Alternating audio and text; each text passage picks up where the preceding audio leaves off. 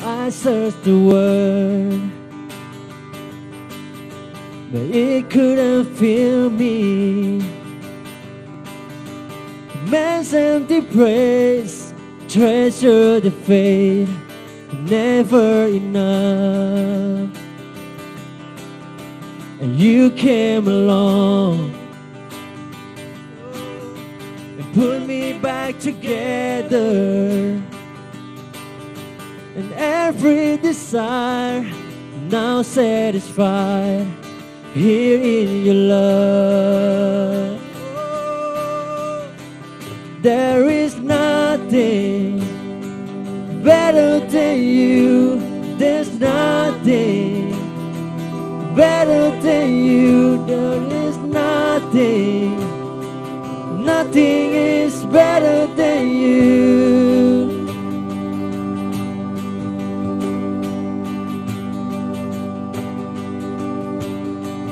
I'm not afraid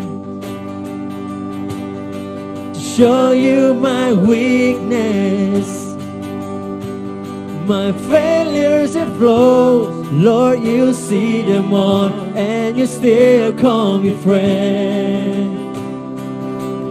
'Cause the God of the mountains is the God of the valley. There's not a place your mercies and grace won't find me again. Oh, there's nothing better than you. There's nothing better than you, Lord. There's nothing. Nothing is better than you. There is nothing. Oh, there's nothing better than you. There's nothing better than you, Lord. There's nothing. Nothing is better than you.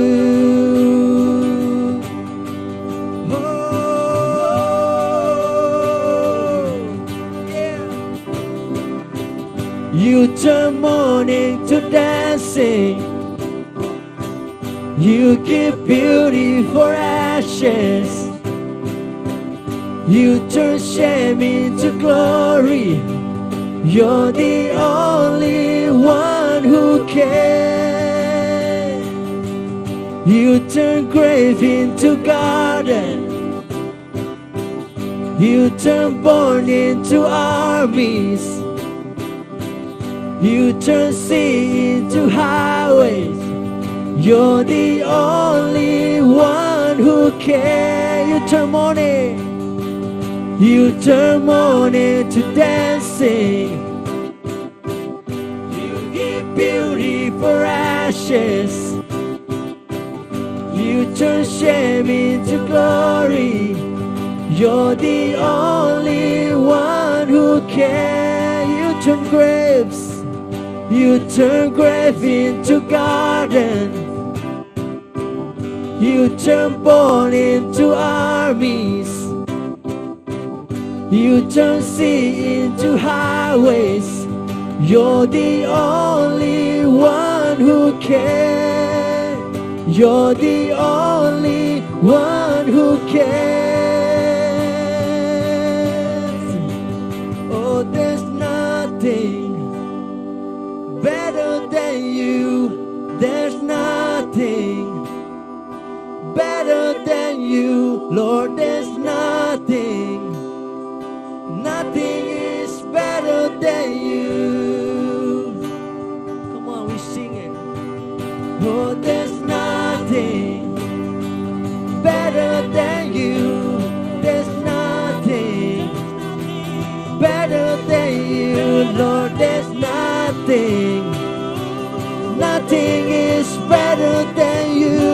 turn mourning to dancing. Come on. You turn mourning to dancing. Yeah. You give beauty for ashes. You turn shame into glory. You're the only one who can. You turn grave into gardens. You turn born into armies. You turn sea into highways. You're the only one who can. You're the only one. You're the only one who can. You're the only one who can.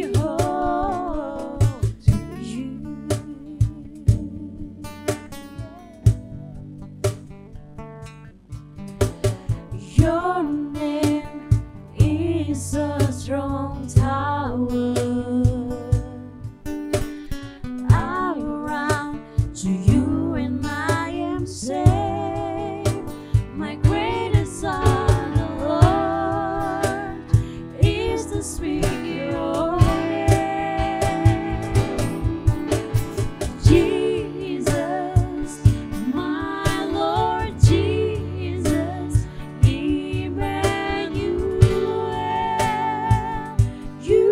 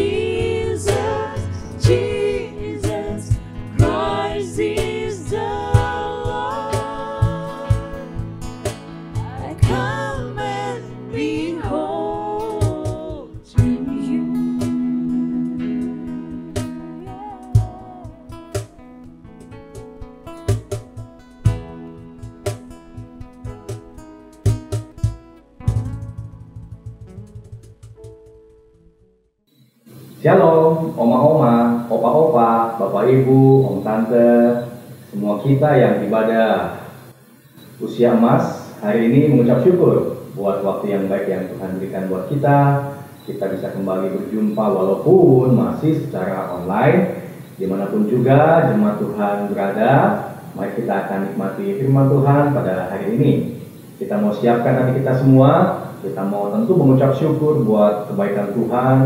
Kalau Tuhan masih memberikan kita semua waktu dan kesempatan ya, kita masih sehat, kita masih kuat, kita masih bangun pagi ini dengan badan yang baik, keadaan yang baik.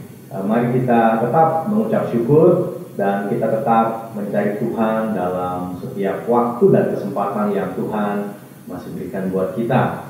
Saya mengundang setiap kita untuk siapkan hati. Kita akan doa sama-sama. Kita akan berdoa buat firman Tuhan ya. Bapa di sorga, terima kasih buat hari ini. Kami masih bisa kembali berbakti dimanapun juga Bapak Ibu, Oma Opa, Om Tante, setiap jemaat usia emas yang sedang ikut ibadah online atau bahkan menyaksikan rekaman daripada khotbah hari ini. Dimanapun juga kami berada, apapun juga keadaan dan kebutuhan kami, Roh Tuhan akan datang dan menghampiri kami semua untuk memanifestasikan kuasa dan kasih-Mu, menjamah dan menguatkan kami, menghibur kami, menopang kami, menyembuhkan setiap penyakit kami, menghiburkan setiap susah di hati kami, menemani kami dalam setiap kesepian kami, bahkan juga menjawab setiap kebutuhan kami dan memenuhkannya menurut kecukupan dan kekayaan daripada Tuhan. Siapkanlah hati kami semua untuk satu renungan firman Tuhan yang akan kami dengar pada hari ini. Kiranya Tuhan akan berbicara buat kami semua lewat firman Allah. Kuduskan dengan kuasa darah Yesus setiap kami, supaya dalam kesucian dan kekudusan-Mu setiap berkat Tuhan dapat dicurahkan, kami semua dapat menerimanya dan juga menikmatinya. Kami sambut firman Tuhan dalam nama Tuhan Yesus Kristus. Haleluya. Amin. Puji Tuhan ya. Hari ini kita akan sama-sama melihat firman Tuhan di tengah-tengah segala keterbatasan yang ada. Tentu saja kita harus tetap optimis ya. Kita harus tetap optimis. Katakan semua 2, 3, optimis. Optimis ya. Tetap optimis di masa-masa krisis. Kita tahu keadaan sekitar kita, keadaan dunia masih ada dalam krisis pandemik yang terus kita doakan supaya Tuhan pulihkan dengan vaksin, obat-obatan, dengan kesehatan dan prosedur kesehatan semuanya. Namun dalam kita menjalani hari-hari kita, Bapak Ibu semua, kita harus tetap punya sebuah semangat untuk tetap optimis di tengah-tengah masa krisis, tetap optimis di tengah-tengah masa yang sulit ini. Karena begini Bapak Ibu sekalian, yang bisa jadi malah lebih berbahaya daripada virus corona adalah sebenarnya virus ketakutan. Ya tentu virus corona atau COVID-19 itu berbahaya ya. Orang sakit, bisa sesak nafas, bahkan juga bisa meninggal. Kita nggak bisa anggap enteng, kita nggak bisa ada dalam kerumunan, kita nggak bisa lepas masker, kita nggak bisa sembarangan. Itu berbahaya memang ya. Tapi yang juga lebih berbahaya, bahkan mungkin jauh lebih berbahaya daripada itu adalah virus ketakutan yang menyerang hati kita, yang menyerang pikiran kita, yang menyerang perasaan kita, dan kemudian akan menyerang tubuh kita juga. Karena kan kalau hati kita takut, nanti tubuh akan terpengaruh. Kalau hati kita nggak damai, nggak tenang, tubuh juga kan jadi kurang imun, sehingga kita jadi gampang sakit. Maka setiap kita mari menjaga hati kita supaya di tengah-tengah pandemik yang terjadi, kita tetap menjaga hati dan tetap optimis. Jangan sampai ada virus ketakutan mulai menggerogoti hati kita. Walaupun tentu kita melihat keadaan sekitar kita penuh tantangan ya. Nah, dunia ini memang sudah tua istilahnya, sudah ada banyak sekali penyakit, malapetaka, bahaya, bencana, dan barangkali Tuhan juga sudah mau datang. Kita nggak tahu kapan Tuhan datang, tapi kan kita tetap mendengung-dengungkan Tuhan sudah mau datang ya. Nah, dunia yang di usia yang sangat tua ini sudah berkali-kali dihantam dengan segala macam penyakit tentu saja. Jadi COVID-19 bukan pertama kali. 2003 ada SARS, itu juga berbahaya. Karena di 26 negara membunuh 10% yang kena penyakit SARS. 2009 ada flu babi, kena 57 juta orang ya. 2014 ada Ebola. Kemudian 2020 ada virus corona, walaupun ini yang kelihatannya yang sangat duplikasi ya, karena hari ini saja sudah mendampak lebih kurang 175 juta orang dan menewaskan 3,7 juta orang. Maka saya katakan tadi, memang virus ini bukannya virus yang enteng, ini memang berbahaya, tapi kita harus jaga hati. Kenapa? Karena dunia akan tetap berjalan, ada atau tidak ada virus. Satu virus muncul, akan muncul virus yang baru, satu selesai, yang akan selesai, dan kemudian akan muncul yang baru. Demikian silih berganti, dan dunia akan terus berjalan. Matahari akan tetap terbit di sebelah timur dan terbenam di sebelah barat. Namun nggak semua orang yang mengalami itu mengalami Tuhan dalam hidupnya. Ada yang dikuasai ketakutan sedemikian rupa. Maka berulang kali saya mau katakan, kita harus benar-benar menjaga kita punya hati. Kenapa seolah-olah ya coronavirus ini menghantam dunia begitu kacau? Ya karena sekali lagi respon orang-orangnya yang berbeda. Ada yang begitu cuek sekali kayak di India sehingga kena begitu rupa. Ada yang sudah jaga juga tapi ya kena juga. Ya segala macam faktor banyak di situ. Namun kita mesti mengerti berbagai macam informasi. Nah ini penting ngomong apa Bapak Ibu ya. Segala macam informasi negatif yang berkaitan dengan virus corona yang mendampak pada kesehatan, pada keuangan, pada termasuk gereja juga, sehingga kita harus ibadah online seperti hari ini, itu yang akhirnya mempengaruhi keadaan mental orang-orang yang tinggal di dunia ini, di bumi ini yang lagi kena pandemik. Kita harus menjaga input ke dalam hati kita. Inputnya itu apa? Ada di telinga dan di mata kita. Apa yang kita dengar, apa yang kita lihat, apa yang kita perhatikan dengan telinga, apa yang kita perhatikan dengan mata kita, itulah jalur masuk, pintu masuk ke dalam apa yang ada di hati kita. Nah hari ini ya, media sosial itu banyak sekali memberikan informasi. Ada yang benar, ada yang nggak benar, ada yang valid, sah, ada yang hoax, misalkan jempol. Tapi kan walaupun segala macam berita itu muncul kan bebas, artinya kita sendiri yang harus memilih dan memilah. Karena media sosial nggak bisa membedakan ini berita benar atau berita salah, ini berita yang valid atau yang hoax. Nah kita yang membaca, Bapak Ibu sekalian, yang mendengar, yang harus bisa memilah apa sih yang mau masuk ke dalam hati kita. Hari ini ya, pengguna Instagram ada 1 miliar, WhatsApp ada 2 miliar, Facebook ada 3,5 miliar. Artinya lebih dari separuh penduduk dunia itu mengkonsumsi media sosial, dan mereka menjadi orang-orang yang terdampak secara langsung, kalau bukan keracunan ya, oleh informasi-informasi itu. Di tengah bombardiran seperti ini, kita harus kembali kepada firman Tuhan. Kita mesti kembali kepada apa kata Tuhan. Karena jangan sampai bangun pagi, mau makan, mau tidur, kita dicekoki dengan segala macam informasi yang hoax dan negatif, membuat kita tidur nggak nyenyak, makan nggak enak, hidup penuh dengan ketakutan. Seperti firman Tuhan dalam Lukas 21:26 dikatakan, Lukas 21:26, dan orang akan mati ketakutan karena kecemasan berhubung dengan segala apa yang menimpa bumi ini.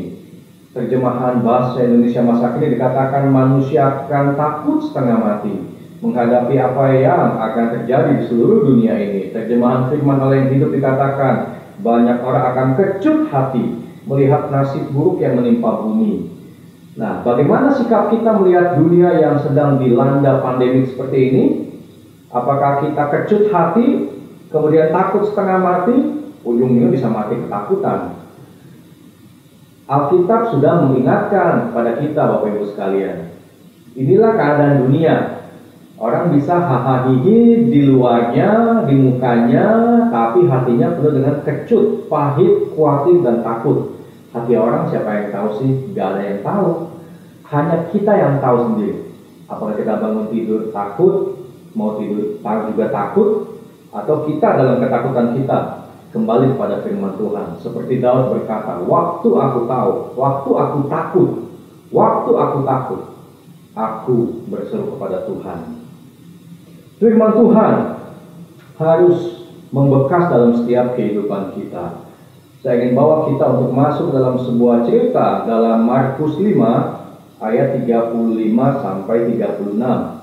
Bagaimana sikap Yesus dalam menanggapi kabar-kabar yang menakutkan, yang bukan hoax, yang malah valid ya. Kita tahu coronavirus sudah bukan hoax, ini valid, ini adalah kenyataan di sekitar kita. Namun bagaimana sikap Yesus dalam menanggapi kabar-kabar yang menakutkan ya. Markus 5 ayat 35 sampai 36 dikatakan, ketika Yesus masih berbicara, datanglah orang dari keluarga kepala rumah ibadat itu dan berkata, anakmu sudah mati, apa perlunya lagi engkau menyusah-nyusahkan guru? Satu saat Yesus sedang pelayanan ya, entah berapa banyak yang Yesus sedang layani, ada begitu banyak orang yang butuh pengajaran, butuh konseling, butuh kesembuhan, butuh mujizat, dan Yesus sedang melayani mereka dengan begitu sibuknya. Tiba-tiba datanglah seorang parubaya, seorang pria yang kelihatan ini orang bonafit, punya jabatan rohaniawan, kepala rumah ibadat, namanya Yairus, orang Yahudi asli. Seorang kepala rumah ibadat, bisa dibilang mungkin seorang gembala senior kah, atau seorang majelis senior kah, atau seorang pengurus rohani senior. Pokoknya dia adalah kepala rumah ibadat. Dia datang kepada Yesus sebab dia punya sebuah masalah, yaitu anaknya yang perempuan, satu-satunya itu sedang sakit, usianya 12 tahun.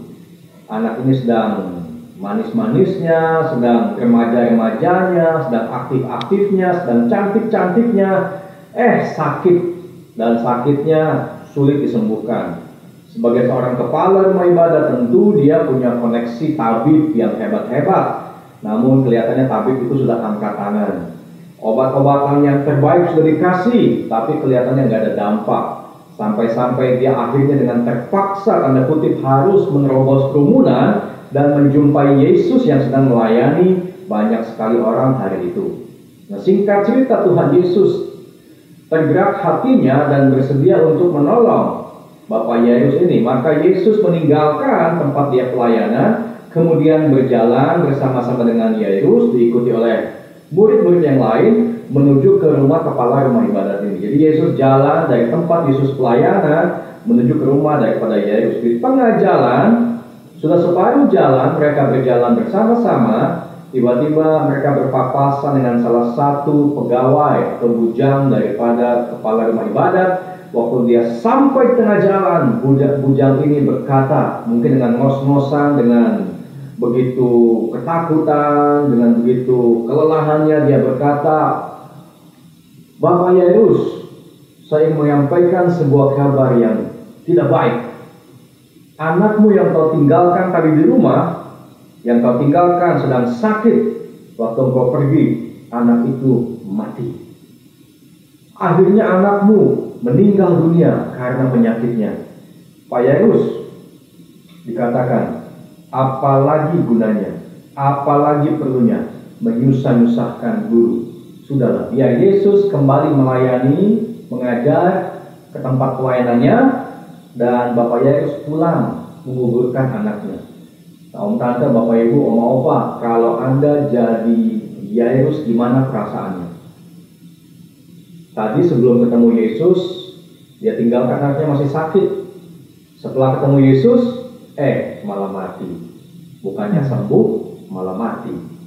Banyak orang pada titik ini bisa kecewa ikut Tuhan, karena dia pikir kalau ikut Tuhan, anaknya yang sakit akan sembuh, anaknya yang bangkrut akan sukses, anak yang belum punya jodoh akan dapat jodoh, anak yang nggak punya uang bakal punya uang banyak.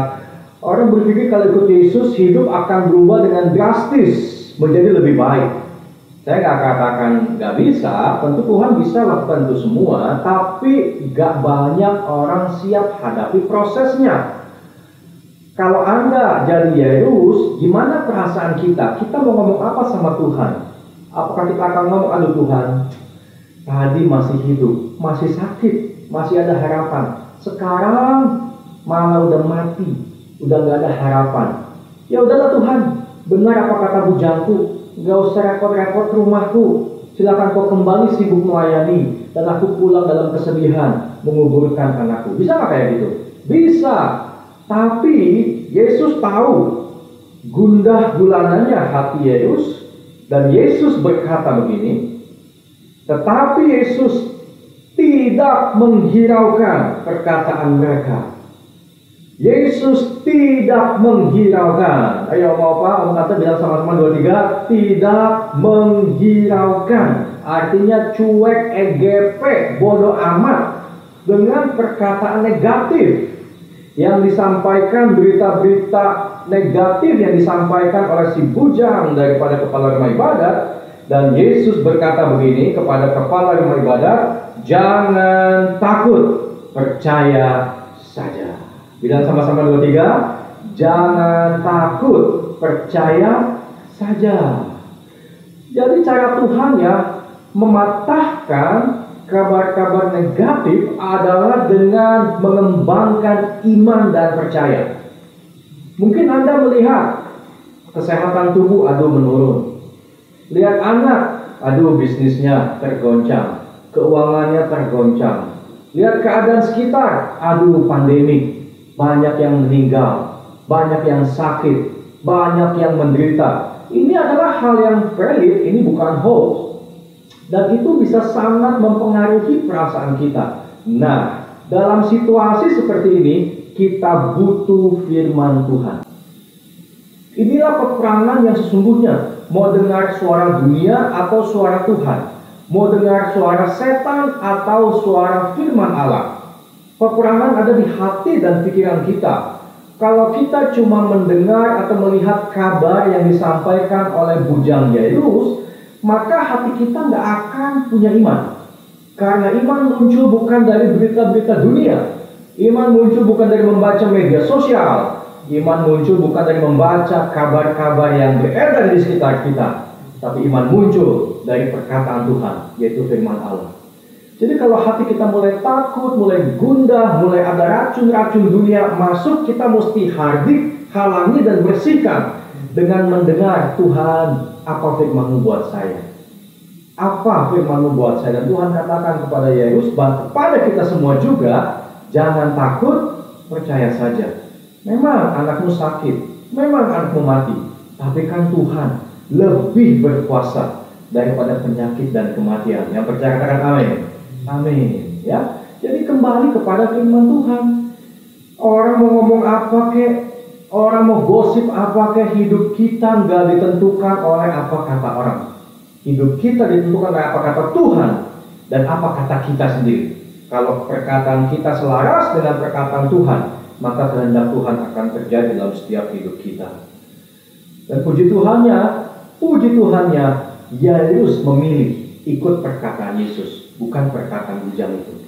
Bujangnya bilang, udahlah, gak usah menyusahkan Yesus. Yesus bilang, jangan takut, percaya saja. Maka keputusan ada pada Yairus. Keputusan ada pada Bapak, Ibu, dan saya. Keputusan ada pada kita. Apakah kita mau ingin perkataan dunia, percaya perkataan dunia, hidup oleh perkataan dunia, atau kita percaya pada Yesus, dengar apa kata Yesus, lakukan apa kata Yesus. Puji Tuhan, sekali lagi, Yairus ikut apa kata Yesus. Dia katakan dalam hatinya atau dalam mulutnya, dia bilang, ya Tuhan, aku percaya. Maka Tuhan bilang, lanjutkan. Maka mereka berjalan bersama-sama ke rumah Yairus. Dan singkat cerita, akhirnya anak itu Tuhan bangkitkan. Ya, buat Tuhan menyembuhkan yang sakit atau membangkitkan yang mati nggak ada bedanya, karena dia adalah kebangkitan dan kehidupan. Tuhan kan maha kuasa. Yang membedakan adalah sikap kita. Sikap kita. Kadang kita ngomong dalam hati kita, ya kalau sakit masih bisa sembuh, kalau mati udah nggak bisa. Mungkin apa dalam hidup kita, keadaan yang kelihatannya sudah mati, secara manusia nggak bisa dipulihkan lagi, nggak bisa dibenerin lagi, nggak bisa dibangkitin lagi. Apa? Coba kita cek keadaan kita masing-masing, keadaan anak-anak kita, keadaan cucu kita, keadaan keluarga kita, keadaan apapun juga. Lihat, apa sih yang kata dunia seolah-olah gak bisa dibangkitkan lagi? Sudah titik, sudah finish, sudah selesai. Ingat, Yesus adalah Alfa dan Omega, yang awal dan yang akhir. Akhir daripada segala sesuatu, bukan apa kata dunia, bukan apa kata orang, bukan apa kata malaikat, apalagi apa kata setan, tapi apa kata Tuhan. Omega ada pada Tuhan, bukan pada yang lain. Jadi biarkan Tuhan yang buat keputusan. Saya senang dengan sikap Yairus, dia tetap optimis walaupun dia hadapi masalah lebih besar, anaknya sudah mati. Tapi ada sebuah sikap optimis, dia bilang, oke lah Tuhan, pokoknya kita ke rumah dulu. Mau sembuh, mau nggak sembuh, mau bangkit atau mau mati, yang penting, perhatikan baik-baik, yang penting ada Yesus di situ. Yang penting ada Yesus. Saya nggak janji apa-apa dengan Anda semua ya. Apakah Tuhan akan sembuhkan, apakah Tuhan akan pulihkan, kalaupun iya kapan, saya nggak tahu. Setiap kita punya waktu Tuhan masing-masing. Tapi apapun yang terjadi, sekalipun hari itu Yesus tidak membangkitkan anak Yairus, biarkanlah Yesus yang memimpin upacara penguburan anak itu. Menurut saya begitu sebaiknya. Walaupun sampai nggak dibangkitkan, paling nggak ada Yesus di situ memimpin upacara pemakaman, menghibur Yairus, istri dan keluarga semuanya. Jadi jangan pernah lupakan Tuhan atau lepaskan Tuhan dari hidup kita. Dalam senang, dalam sedih, dalam suka, dalam duka, dalam kaya, dalam miskin, dalam naik, dalam turun, biarkan Tuhan tetap ada bersama dengan kita. Kalau Tuhan ngomong, memang sebaiknya anakmu pulang saja ke rumah bapak, ya sudah, pulang saja. Pasti kalau Tuhan gak bangkitkan, Tuhan tahu yang terbaik buat anak Yesus. Tapi kalau Tuhan mau bangkitkan, sudah mati pun, bahkan seperti Lazarus sudah mati beberapa hari pun, sudah busuk sekalipun, buat Tuhan gak ada susah dan gak ada beda untuk sekejap membangkitkan orang dari kematian. Jadi hari ini Bapak Ibu sekalian, Om Tante semuanya, ayo tetaplah bersama dengan Tuhan Yesus. Mungkin Anda mengeluh, aduh kaki mulai sakit, namanya juga kemakan usia ya, aduh kaki sakit, jalan encok-encok, aduh badan pegel, aduh. Secara manusia kita bisa mengeluh, aduh. Tapi hari ini tetaplah optimis. Kalau memang Tuhan belum sembuhkan, biarkan kita menanggung sakit ini bersama dengan Tuhan. Kalau Tuhan belum pulihkan, biar kita menanggung keadaan kita bersama dengan Tuhan. Sampai-sampai kita bilang pokoknya hanya Tuhan yang paling utama buat kita. Mau Tuhan pulihkan, mau nggak Tuhan pulihkan, mau Tuhan cepat sembuhkan, mau Tuhan lambat sembuhkan, mau Tuhan kasih atau Tuhan nggak kasih, doa kita Tuhan jawab ya ataupun tidak, yang penting tetap ada Tuhan. Hanya Tuhan yang bisa memberikan sebuah sukacita buat kita dan memberikan satu rasa optimis untuk tetap menjalani kehidupan ini dengan sebaik-baiknya. Amin. Satu ayat terakhir, Amsal 17 ayat 22, hati yang gembira adalah obat yang manjur, tapi semangat yang patah mengeringkan tulang. Bagaimana kita bisa gembira? Jangan andalkan kegembiraan kita ketika situasi berubah seperti yang kita mau. Kalau Tuhan ubah, baru aku gembira. Kalau Tuhan gak ubah, aku gak akan gembira. Artinya kita mentuhankan situasi kita. Sebaiknya kita ngomong gini, Tuhan, mau situasi itu berubah atau enggak, yang penting ada Tuhan bersama dengan aku sukacita. Dan itulah yang memberikan semangat baru buat kita, supaya kita bisa tetap optimis dalam menjalani kehidupan ini. Amin. Puji Tuhan ya. Bilang sama-sama semangat. 2, 3, semangat. Ciayo, kalau kata anak muda ya, kata cucu-cucu, ciayo, ayo, semangat, optimis, jalani hidup ini bersama-sama dengan Tuhan. Tundukkan kepala kita doa sama-sama. Di sorga, terima kasih buat firman Tuhan yang singkat, sederhana kami dengar. Kami mau tetap membuka mata dan telinga kami untuk Tuhan. Sekalipun dunia kadang-kadang kami dengar, dunia kadang-kadang kami juga lihat, namun keputusan ada di dalam tangan Tuhan. Dan kami mau katakan firman Tuhan sanggup mengubah situasi dan keadaan kami. Kami akan tetap jalani hidup ini, apapun juga jalan yang harus kami lewati, asal bersama-sama dengan Tuhan. Kami tahu kami aman, kami tenang, kami tidak akan pernah tersesat. Berkatilah jemaat Tuhan, setiap bapak ibu, oma opa, om tante, saudara-saudari semua yang ikut ibadah Umas hari ini, atau juga yang mendengar rekaman khotbah ini, kuatkan hati kami semua, biar semangat dari Tuhan membuat kami tetap optimis dalam menjalani hidup ini sampai Tuhan membuat semua indah pada waktunya. Terpuji nama Tuhan, Allah yang memberkati kami semua di dalam nama Tuhan Yesus Kristus. Haleluya. Amin. Tuhan berkati kita semua.